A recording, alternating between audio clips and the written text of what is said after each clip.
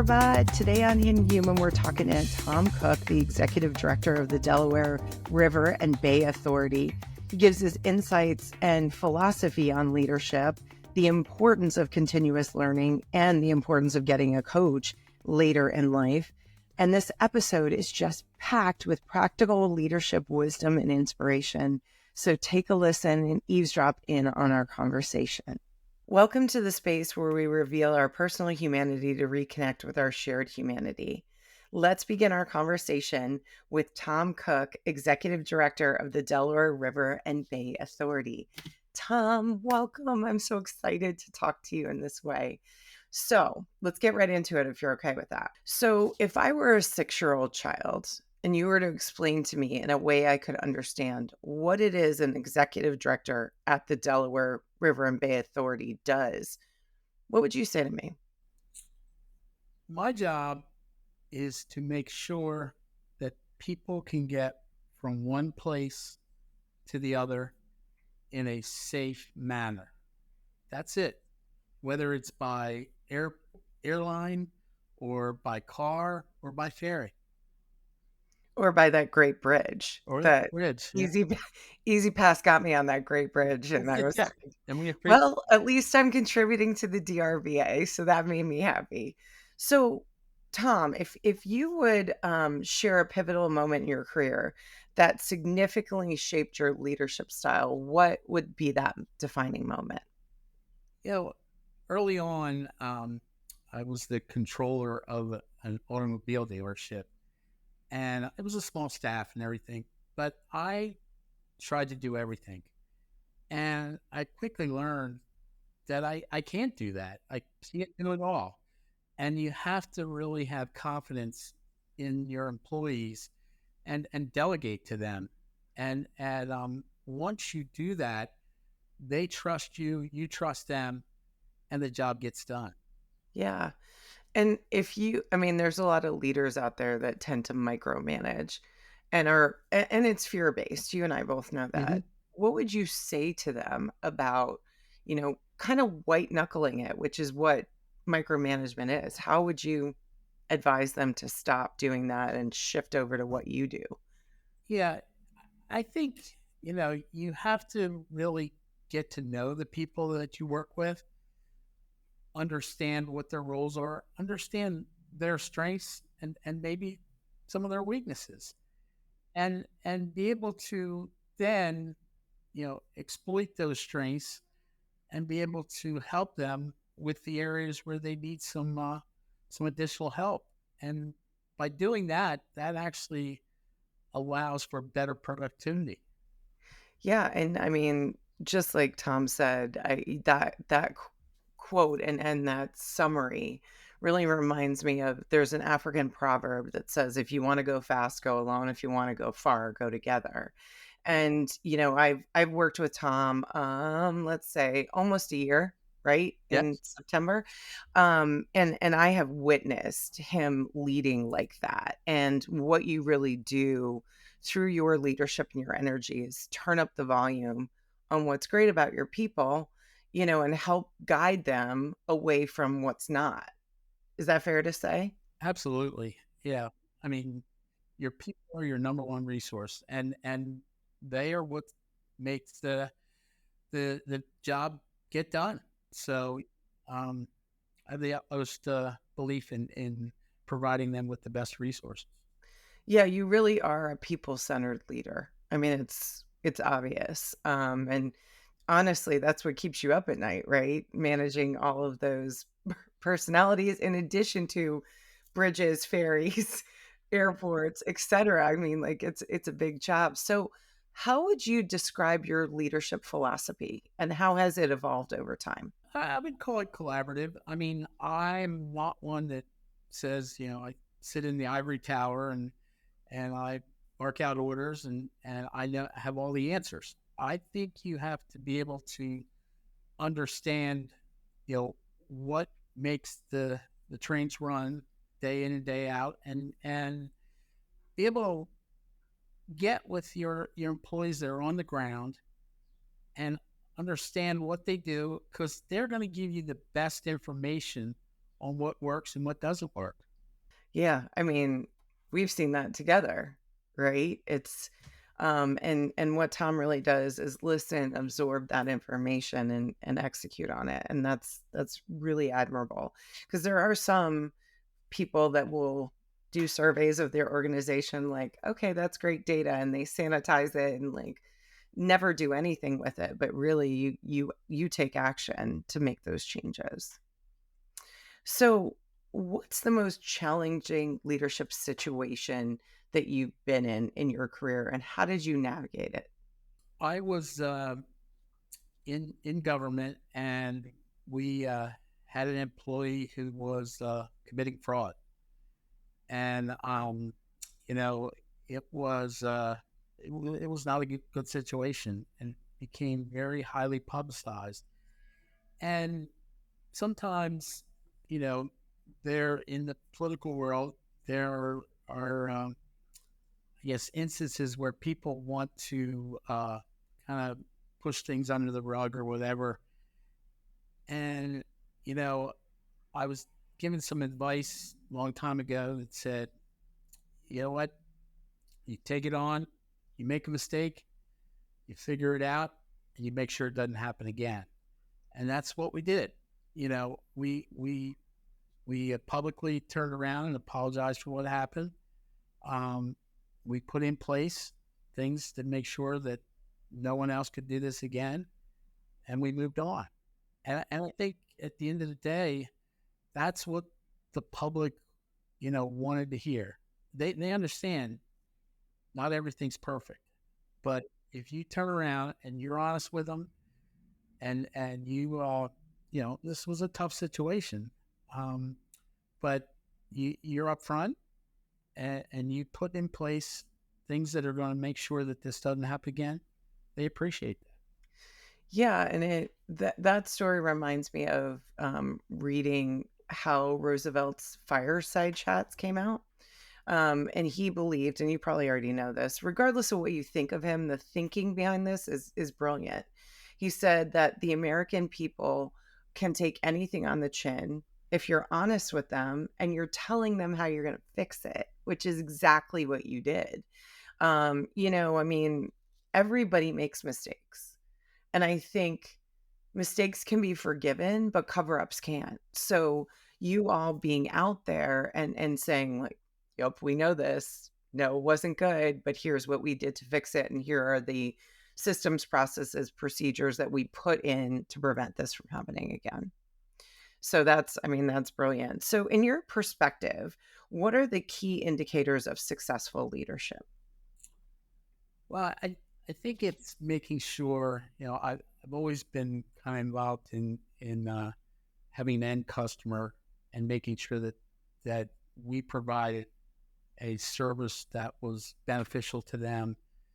And so it's about really making sure that the customer is happy, that they're satisfied, and that they were able to obtain the service that they were looking for, um, in a quality manner. So, And how do you measure the intangibles though, Tom? Because you and I both know like we work with emotional intelligence, which is a key piece of leadership. How do you measure that when it's your customers, right? well, and we do encourage feedback. You know, I think that, you know, through some of the things that we provide services where TripAdvisor people comment, you know, I think it's very important to receive that feedback, analyze it, and if you know if there's advice to make changes, you take that into consideration when you can. Yeah. Again, they'll take anything on the chin if you're transparent and you do, you make the change and offer to fix it. So, Yeah. in terms of influence and inspiration, who are the leaders that have inspired you the most, and what lessons did you take from those leaders? Um, I guess I would point to my mother. She was former state senator, actually, currently the longest serving woman uh, legislator in the state's history. state of Delaware. She has just been a person that tells it like it is, um, and she's upfront and honest, and just been a role model for me from day one. Yeah, I keep asking Tom to meet her because as a female leader myself, I know I stand on the shoulders of giants, and that includes your mom. So hopefully, I get to meet her one day. But I'm a little intimidated by her because she really apparently is a straight shooter, and I'm like, I don't know. I feel like I'm gonna have to be like, nice to meet you, and just very toned down for her. But in terms of decision making, can you walk us through your decision making process during critical moments? Sure. I like to, as I said previously, understand the issue, try to gather the information, whether it's from uh, the higher level people, but also people that deal with the issue day in and day out. And so I do ask for various viewpoints, and I want to hear all of them. I don't want to hear what people think I want to hear. I want them to tell me what's on their mind and be open. Um, at the end of the day, though, I am the leader. It's my job to make the decision. And, I take all of that into account, but I turn around and I make the decision, and I expect the employees to follow suit.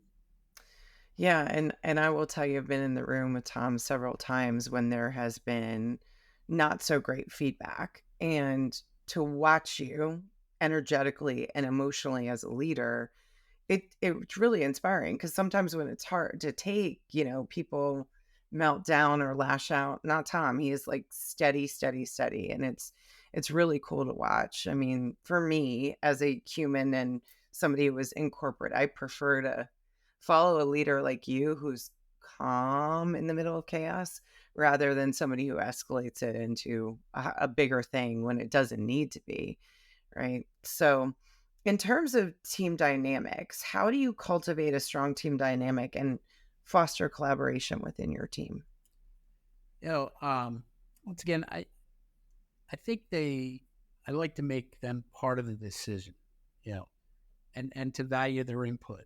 Um, you know, People want to be heard. You may not always agree with them, but they at least want to be able to know that they got their point across, and that you listen to them. And so, by taking that into consideration, I think that really creates a team environment, which the DRBA teamwork is one of our traits or our values, and so it's very important to me that we work towards that goal. Yeah, and like we said before in the beginning, that's part of your philosophy is, engaging everybody to get more done and go further together. So, I love that. And what approach do you take to resolve conflicts within the DRBA? Well, I would you know there you, I work with a lot of people that are A type personalities, and I mean that's how they got that far in life, and so I do. I do listen to them. I do want to make sure that their viewpoint is heard. But and I try to turn around, and when one has a certain idea or thought, and another one has a disagreement with that they understand both sides, and really, where is this person coming from? Why did they go to that conclusion? And so that they can share the information, and sometimes, quite honestly, the other one person maybe realizes, hey, I didn't think about it that way. That's actually a way, that's maybe the more sensible way to resolve this. So I think by making sure that if there is a disagreement, that both sides understand where the other one's coming from. Yeah, I mean, a lot of times when you're in that binary of I'm right, you're wrong, or, you know, the opposite, it's hard to see the other person's point of view when you're locked into I'm right, you're wrong.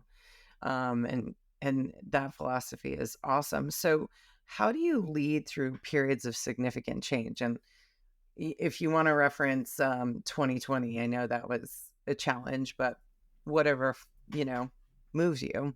Yeah, I mean, we have a lot of change going on here at the DRBA. Be honest with you, yesterday I was in a meeting with. We're in the middle of designing the next fleet of ferries at the DRBA, and you know, obviously these ferries last 50, 60 years. So you have to be able to look at what you have today and try to envision what's that going to look like, you know, half a century from now. And it has to be able to work at that point as well and provide the service. So, you know, obviously something that's in place today is going to look completely different something 50 years from now. So you have to be able to step outside what what what you're working with right now and take that and think about all the different options that are out there. And we got into a discussion yesterday where, you know, what what's technology that is just starting out right now, you know, what would it look like years from now? And you know, it's very tough. People, I don't like change, but people do not like change. And so, and able to get them to embrace that is sometimes not easy. But it was a great conversation yesterday, and I think as we moved on to a next step in this design process for the ferry, um, you know, the captains that were involved really kind of saw the light and said, "Yeah, you know, we need to think about this." Not only what's happening today, but what it looks like in the future. Yeah. So, can we look forward to DRBA hovercraft ferries for the next 50 years, or what are we looking at here, Tom? Obviously we're looking at, alternative energy. We've learned that with the layout of the ferry, we're in some of the preliminary designs. We hope to have this delivered sometime in the end of 2027. So, but it's going to be really a different experience. And, the team has really done a great job in looking at all the options that are out there. So, Yeah. Yeah, that's awesome. How exciting is that? But like to shoot forward in your brain in the future, to what is it going to be? 2074, yeah. Tom? What the heck? I can't even, my brain doesn't even compute that.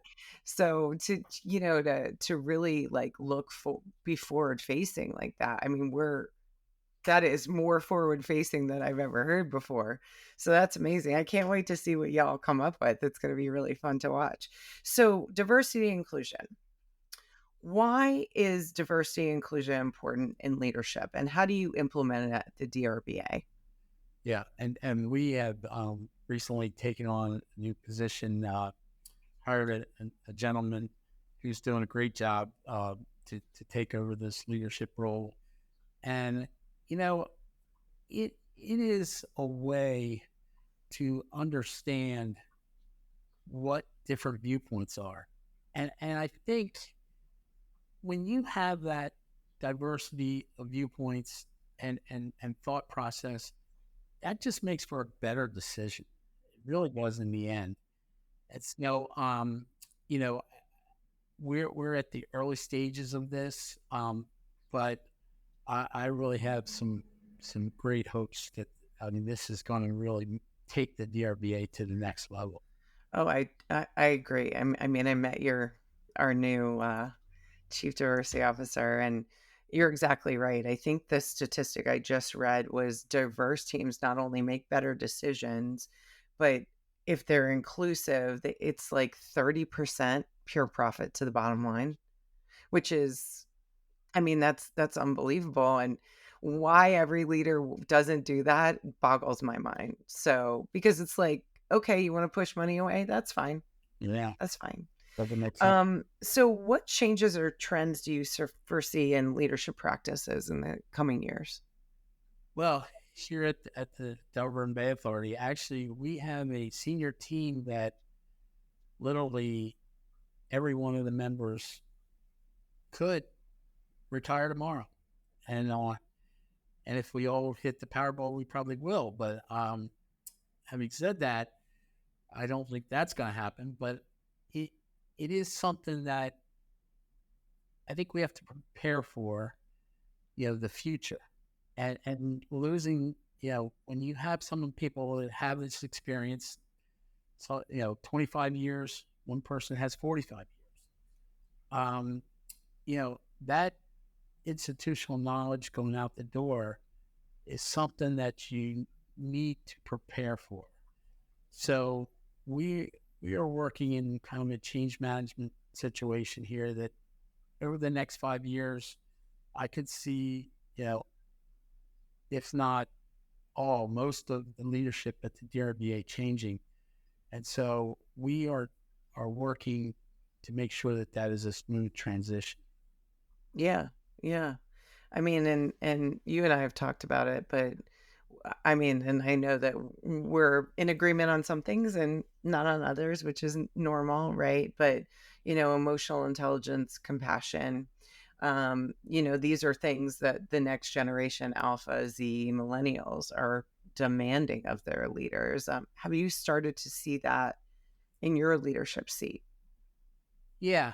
I mean, I can tell you, and let me just add this, that, you know, uh, we've started, as you've been a critical part of, the coaching process. And I think that is something that's going to help with this leadership transition to the next level, and allow this organization to grow in the future.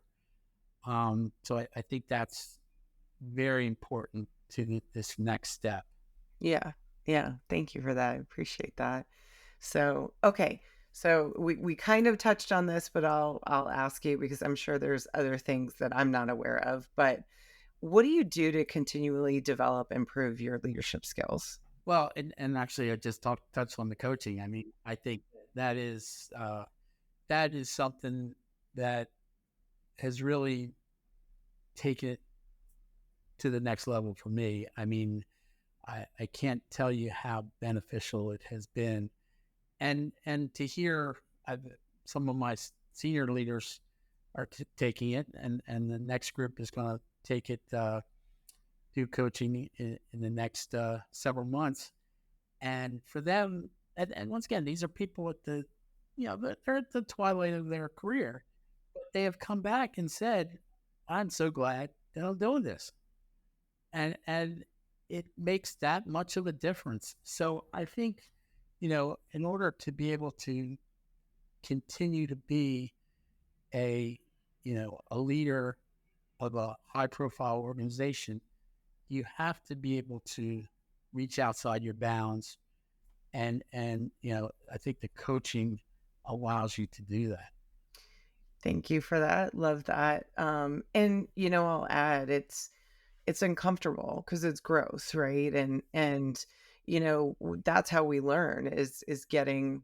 I always equate it because you like to mow lawns just like I do and like to be outside. But if you think about a seed, right, it starts like a hard shell, but it has to crack open in order to turn it into whatever plant it's going to be. And I'm sure cracking open for a seed is total destruction, but the end result is this beautiful plant. So, yeah, I mean, I love being a witness to that, and to your point, I hear a lot of leaders that are like, I'm at the end of my career. I don't need this.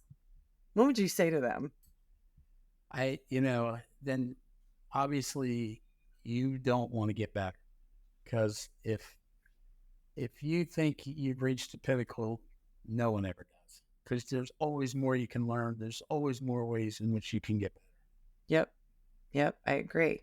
So, looking back throughout your career, what's one leadership mistake you've made and what did you learn from it?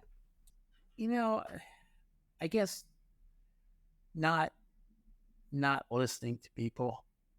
I mean, and that at one point I thought that maybe I knew it all, and that was a mistake. And I quickly learned that that is not the case. No one knows it all, and you do have to turn around and embrace people and make them part of the decision. And I think, as I said before, by involving them, it gets that buy-in, and and they literally, when they feel they're part of the decision, part of the team, they will run through walls for Yeah, they really will. And if you're running through fire, they're right behind you, you. Yeah. which is amazing. There's a quote, and it always reminds me of you. Lao Tzu said, to lead the people, walk behind them. And you're almost like a rudder on a boat, sort of gently guiding. And when they're off course, course correcting. But I don't see you as this heavy handed leader that's like, it's my way or the highway now. If there is a conflict, obviously you're the tiebreaker. But, as a leader myself since 1998, 26 years, um, what I've learned is the more I learn, the less I know. Does that make sense to Yeah. you? Okay.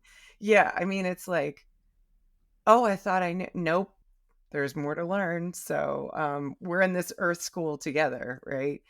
Okay. So, what advice would you give to somebody who is just starting out in leadership roles? You know, I guess listen, just listen.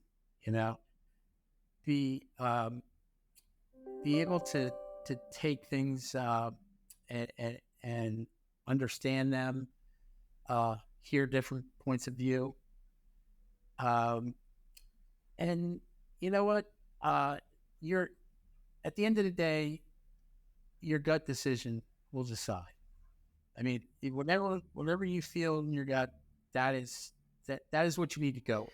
Yeah, and I tell my clients, and I'm a spiritual person, not religious. So whatever belief system you subscribe to, I feel like your intuition is God's way of talking to you. It's like, hey, hey, hey, this is listen. And I know for me, the only time I get quote unquote in trouble is when I override my intuition.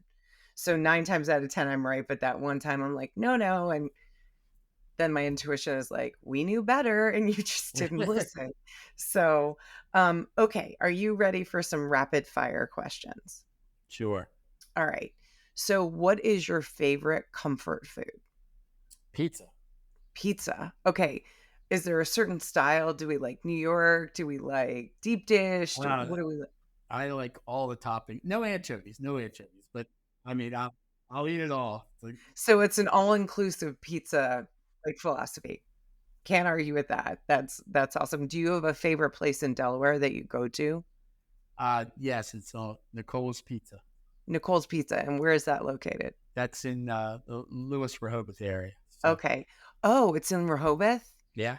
Okay, so I'll have to ask you where it is before we go because 'cause we're always looking, my girlfriends and I, the week after Labor Day, we rent a house in Rehoboth, and we're always looking for good pizza. We ate somewhere on the boardwalk last year, and I don't wanna mention it, it was fine, but it wasn't blow your hair back, it was one of those chain restaurants, which I'm not a fan of those.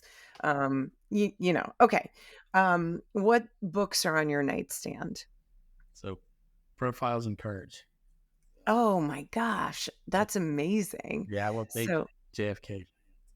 yeah, I mean, that's again another talented human gone way too soon. Yeah. Okay, so what songs are on your playlist? Nelly, it's getting hot in here. You're kidding. That is not what I expected from you, Tom. What else? You have to tell me what else. Nelly, it's hot in here. Like, literally shocked. So, oh my God. We should just play that at the beginning of the meetings. Yeah. Get everybody psyched up. But is there any other artists besides Nelly you like? I'm a big Bon Jovi fan, so Okay. Yeah, that's fair. That's fair. Have you seen them live? yes, yes. Where'd you see them? Just out of curiosity. Atlantic City, so yeah. Nice. And I got tickets, and the ticket that we got, my wife was able to reach out and touch his hand, so You're kidding. yeah, so that's that made me golden for at least a day. What a great moment. I mean, just yeah, it Or made yeah. me golden for a day. All right, any other artists we need to give a shout out to? I mean, Goo Goo Dolls. And, yeah. So I I mean, just shocked. I went and saw Sarah McLachlan last night. That's when we were okay. texting, Yeah. and I was, 7 rows back, and Tom, she sang this song, and I don't know the name of it, but it sounded like, when Mariah Carey hits those high notes? Mm-hmm. Like, literally like that, but higher. Wow. And you could tell because we had VIP tickets, so I got to see her sound check, and she's like, usually I'm on vocal rest, and you could tell she was nervous. But I mean, I was sitting there like Wow. it was unbelievable. I'll show you the videos when we see each other. My ball. Okay. What are you most grateful for in this moment right now? You know, being part of this organization, being part of just living life. Wow. I'm fortunate enough every day to get up and have a great job to go to, work with great people, have a great family. It doesn't get any better than that. Yeah, and I'm having a great friend group too because Yeah, you surf fish, correct? I do. I do. Okay, so for those people in the audience that don't know what that is, would you mind explaining it? Sure. So it's the ability in Delaware and other states as well, but you can actually take your four-wheel drive vehicle, drive onto the beach with a valid permit, and they pull right up next to the water and cast your rod out into the surf and put the pole in its holder and sit back and Rock hopefully out to Nelly. rock out to Nelly, and Yeah. you can cook and make margaritas and enjoy life. Yeah, so I've heard you make a killer margarita, and I'm still waiting for an invite, And, but, we'll just leave it there. and Thank you so much, Tom. Like, I love being around you, love talking to you, love witnessing your leadership journey, and listen, time is that one currency we can't get back, so thank you for spending that time with us, and thank you to our audience for listening. It's our intention on Hidden Human to inspire you to go out and have authentic conversations to deepen the connections in your life. Thank you so much and make it a great day.